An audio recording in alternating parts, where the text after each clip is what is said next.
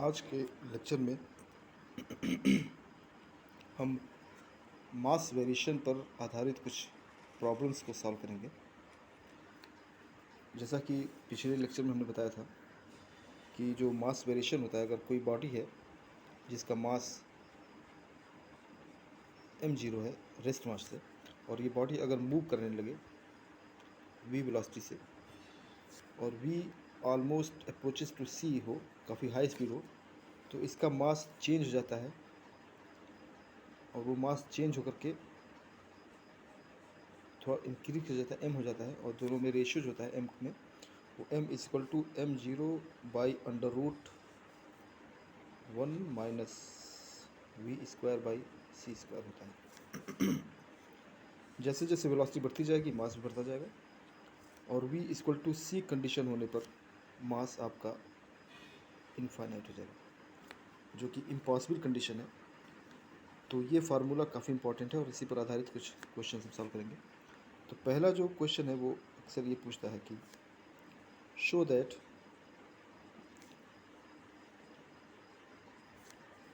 The relativistic form of Newton second law, the relativistic form of Newton second law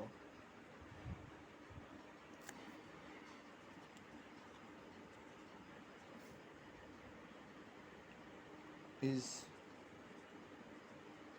given by F is equal to m dv by dt into 1 minus v square by c square to the power minus 3 by 2।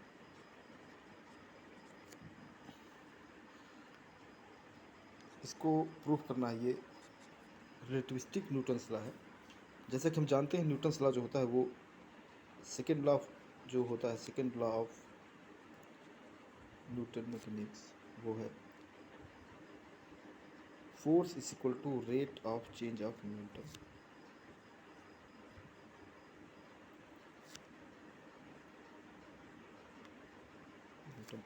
यानी कि force is equal to d p by t t. ये second law है। P momentum है, इसको हम इसे लिख सकते हैं d by d t m into we.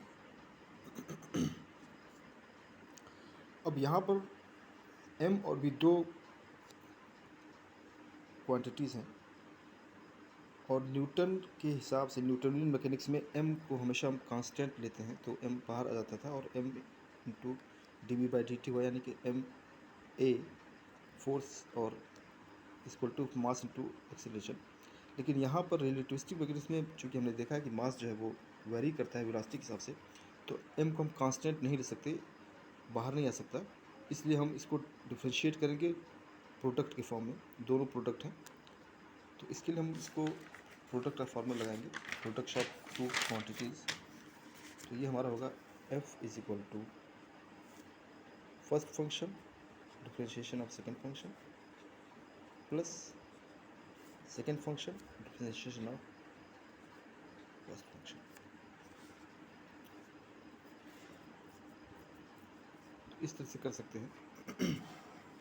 लेकिन यहाँ पर हम जो देखें हैं कि मास की वैल्यू जो है वो m0 by under root 1 minus v square by c square है। तो यहाँ पर हम अगेन f इक्वल टू हमारा आया था d by d t m into v. Normally यहाँ पर m कांस्टेंट होता है इन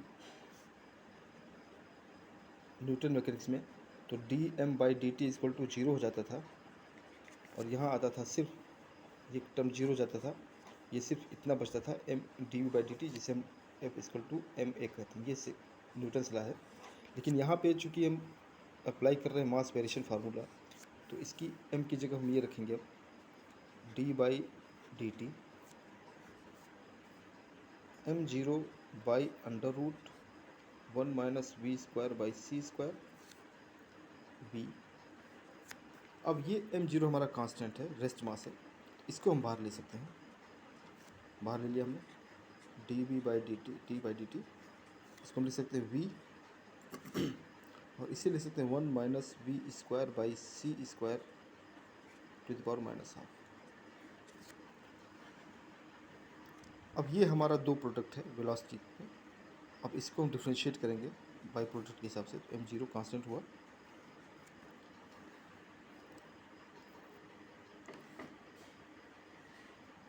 तो differential of first function dv/dt into second function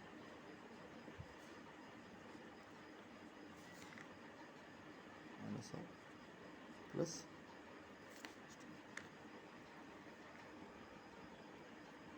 second function into differential of second function.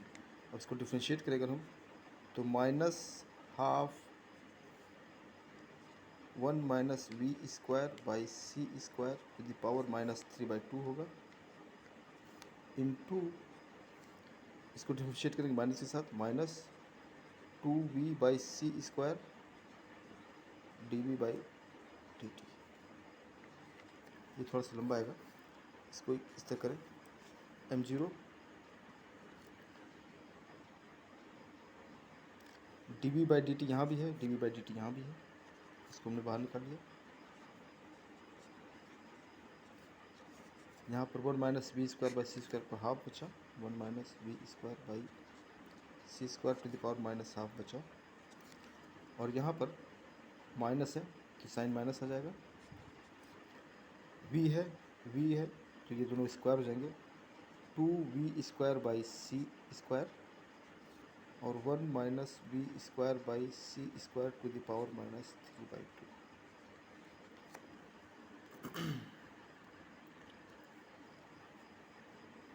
अब m0 dv/dt, यहाँ हमने कॉमन ले लिया 1 minus v square by c square to the power -3/2 हमने कॉमन ले लिया।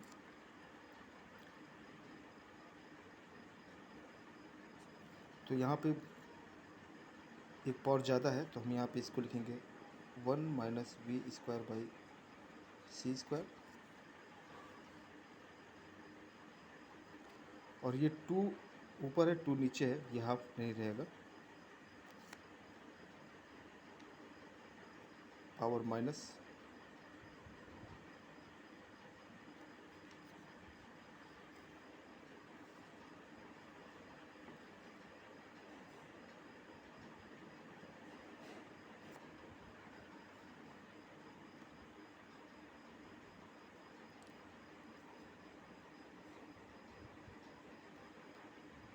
और यहाँ पे एक माइनस साइन यहाँ पर है, एक माइनस साइन यहाँ पर है, ये प्लस हो जाएगा, तो plus v square by c square बचेगा क्योंकि ये टर्म बाहर आ चुका है, v square by c square,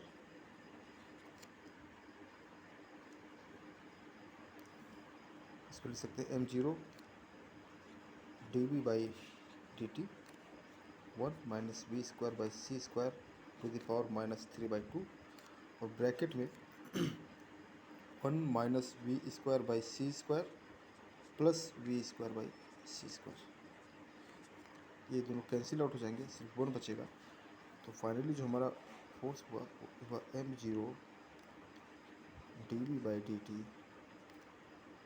1 minus v square by c square to the power -3/2।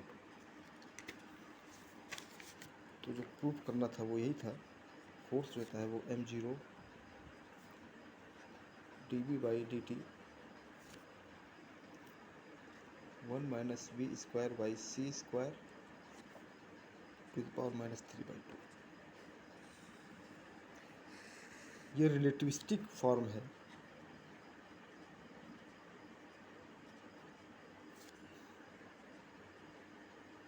Formula of second law, Newton second law है।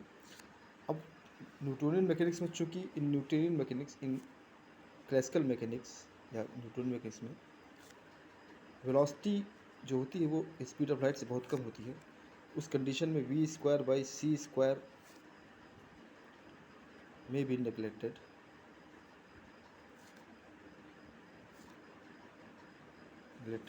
तो ये टर्म हमारा नेग्लेक्ट हो जाता है, ये पूरा टर्म, तो सिर्फ 1 बचता है। इसीलिए F equal to m0 dB/dt, या सिंपली इसको हम m0a लिखते हैं। ये हमारा क्लासिकल मैकेनिक्स है और ये हमारा रिलेटिविस्टिक, ये रिलेटिविस्टिक न्यूटन सेकंड लॉ है और ये क्लासिकल न्यूटन सेकंड लॉ है।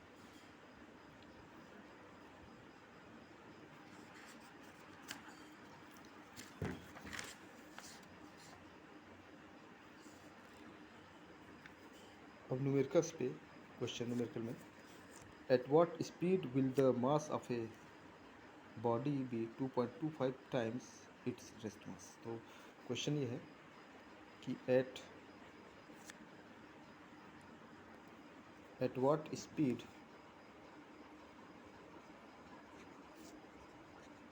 पूछ रहा है आप, एक body will the mass of a body be 2.25 times its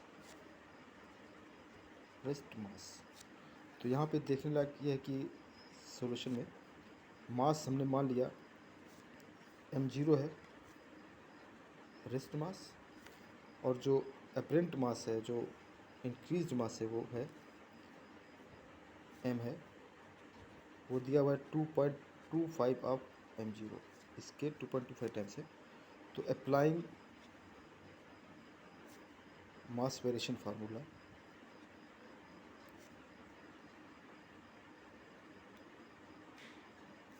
m equal to m0 by under root 1 minus v square by c square, 2.25 m not equal to m0 by under root 1 minus v square by c square.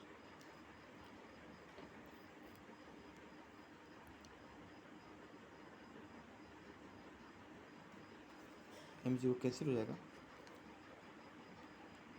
तो 1 minus v square by c square equal to 1 by 2.25 whole square ये होगा, या 1 minus v square by c square is equal to 1/5.06 का square होगा। इसको साल अगर हम करें तो v is equal to c under root 4.06 by 5.06, ये -1 होगा। ये आंसर आएगा इसका लगभग, सी की वैल्यू रखेंगे 3 into 10⁸, 2.68 into 10 to the power 8 metre पर second, almost speed of light. तो अगर आप की स्पीड इतनी ज़्यादा हो तो मास इसका 2.25 2 गुना बढ़ जाता है, यानी अगर किसी का मास डबल करना हो तो आपको इस स्पीड से चलना पड़ेगा।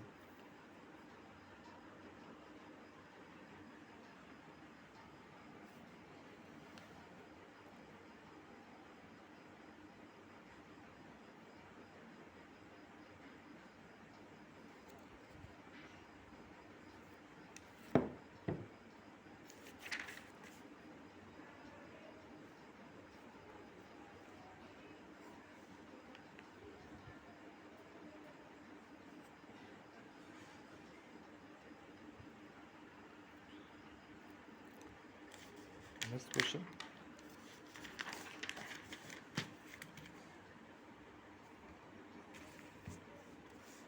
ये क्वेश्चन काफ़ी छोटा और अच्छा है।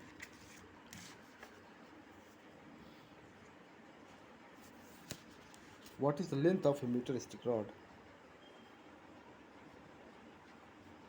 What is the length of a meter stick rod moving parallel to its length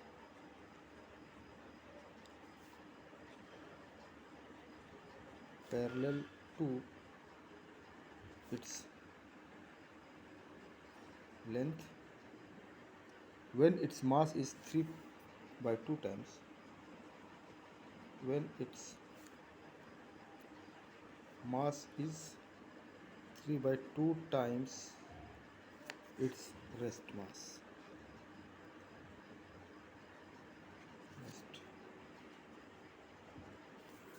इस क्वेश्चन को समझ लें पहले। एक रॉड दिया है,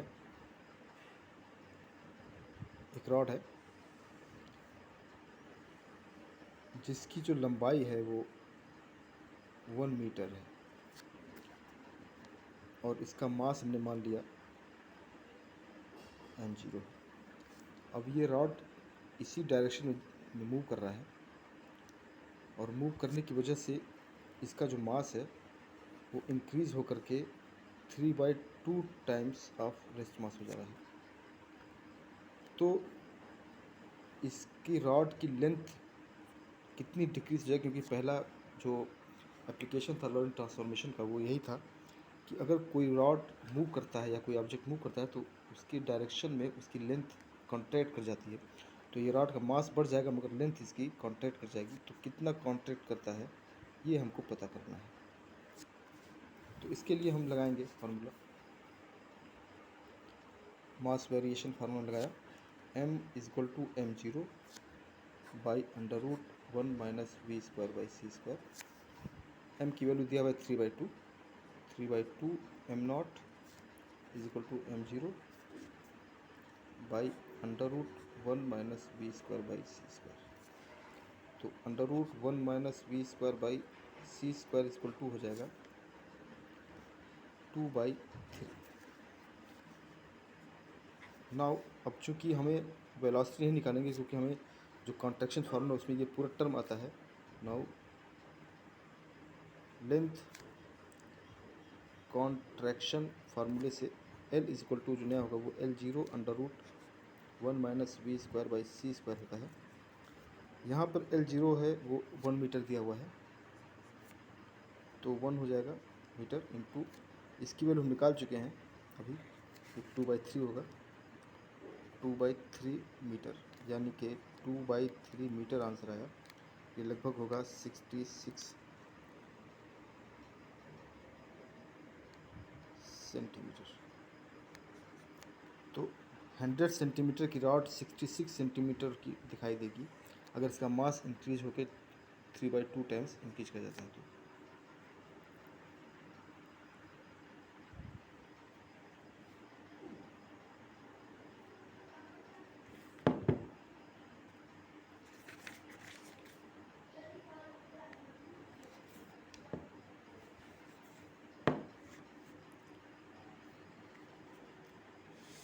एक दो क्वेश्चन और इम्पोर्टेंस पे।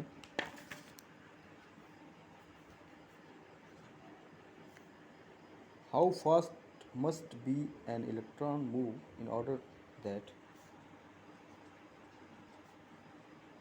How fast must an electron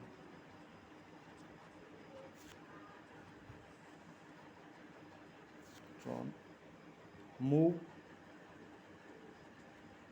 in order that its mass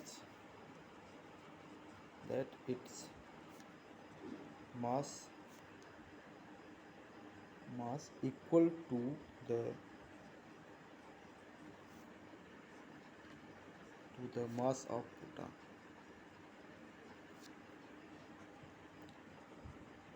यानी कि एक इलेक्ट्रॉन है, मानो ये इलेक्ट्रॉन है और ये इलेक्ट्रॉन मूव कर रहा है v वेलोसिटी से, और मूव करते हुए इसकी मास बढ़ जाता है। तो ये कितनी तेज़ मूव करे कि इसका मास बढ़ के प्रोटॉन के इक्वल हो जाए, यानी इलेक्ट्रॉन का मास प्रोटॉन के बराबर हो जाए, इंक्रीज करके उसकी स्पीड क्या होनी चाहिए। तो दिया हुआ है यहाँ पे जो हमारा रेस्ट मास है वो है मास ऑफ इलेक्ट्रॉन, जितना होता है वो 9.1 इंटू 10⁻³ kg, और ये इंक्रीज करके मास ऑफ प्रोटॉन के बराबर हो जा रहा है। तो ये इसका जो रिलेटिविस्टिक मास है वो मास ऑफ प्रोटॉन के इक्वल है। ये होता है 1.67 इंटू 10⁻⁻27 kg।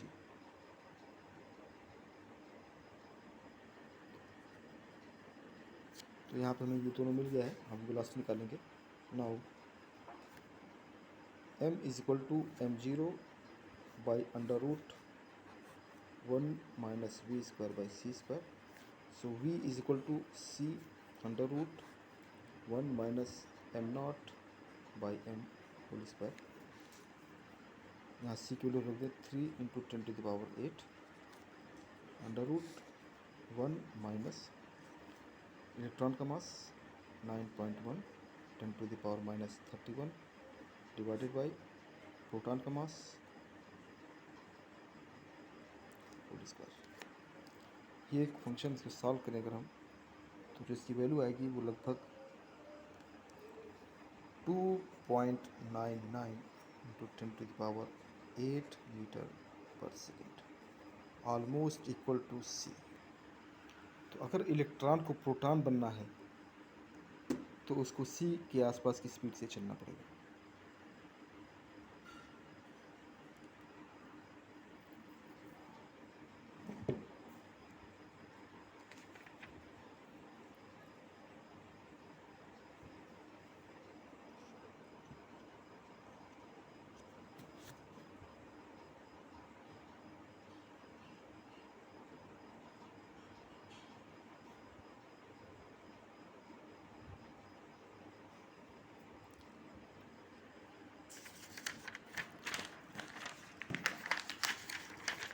मास की वेरिएशन और इलेक्ट्रिक फील्ड पे एक numerical.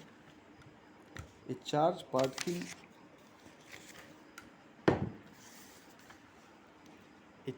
particle shows an acceleration of 4.2 into 10⁻12 centimeter per second square under an electric field।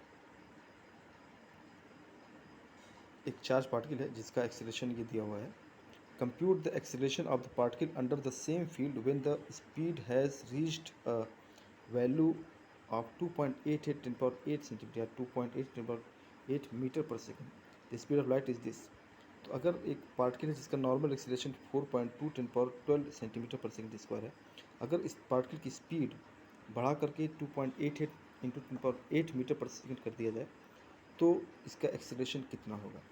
तो जैसे कि हम जानते हैं, फोर्स जो लगता है इलेक्ट्रिक चार्ज पे वो F=q होता है, कूलॉम्स लॉ से F=q_E, और एक्सेलरेशन जो होगा वो F/m होगा न्यूटन्स लॉ से। तो यहाँ पे अगर हम एक्सेलरेशन निकालें तो F/q/E/m0 ये दिया हुआ है 4.2 10⁻12 मीटर पर सेकेंड नॉर्मल स्पीड इसकी। When the speed of particle has reached 2.88 meter पर सेकेंड स्क्वायर, द मास, इसका मास बढ़ जाएगा। तो मास कितना बढ़ जाएगा वो वैल्यू यहाँ रखेंगे हम। तो इसका इस स्पीड से जो मास बढ़ेगा वो बढ़ेगा लगभग 0.8 यानी कि m0 के डिवाइडेड बाई 0.28 टाइम्स बढ़ जाएगा इसका मास। तो अब इस बढ़े हुए मास को वैल्यू हम यहाँ रखें अगर हम, तो इसका जो एक्सेलरेशन आएगा वो आएगा ऑलमोस्ट लगभग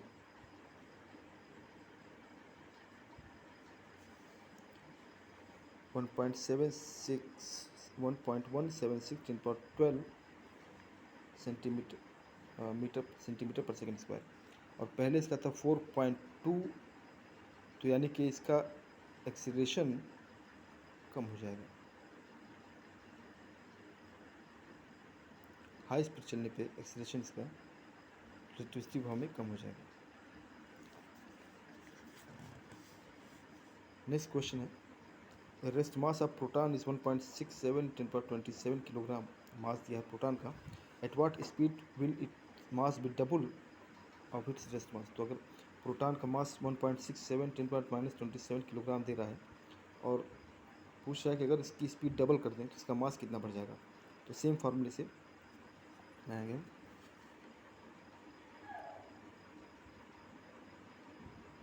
यहाँ पर m=2 टाइम्स m0 कर दिया गया है। तो इससे लगाने से इस फॉर्मूले में जो वैल्यू आएगी वो आएगी 2.6 10⁸ मीटर पर सेकंड। तो ऑलमोस्ट ये लगभग स्पीड ऑफ लाइट ही है।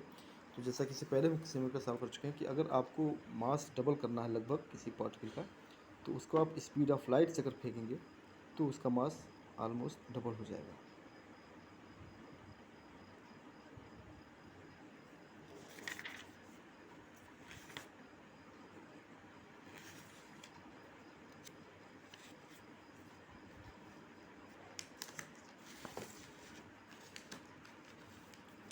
मास वेरिएशन में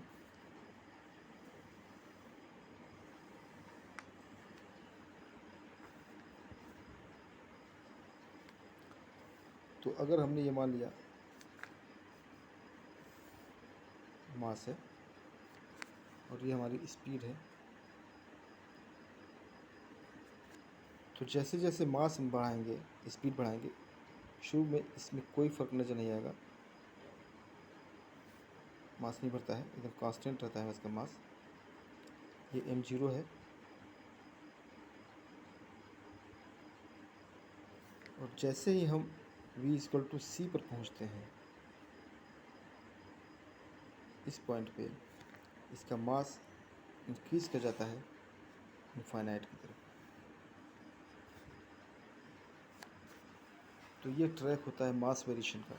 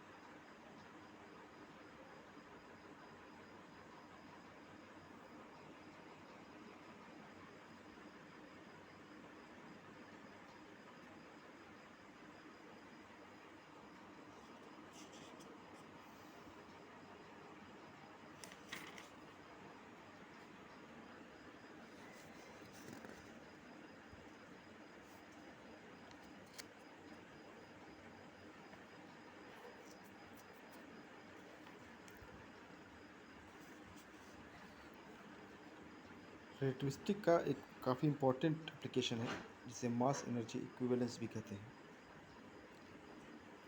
जिसे हम E=mc² से नाम से जानते हैं, जो मास को एनर्जी में और एनर्जी को मास में कन्वर्ट करता है। तो नेक्स्ट लेक्चर में हम इस पर डिस्कस करेंगे। आइंस्टीन का जो फेमस फार्मूला है E=mc²।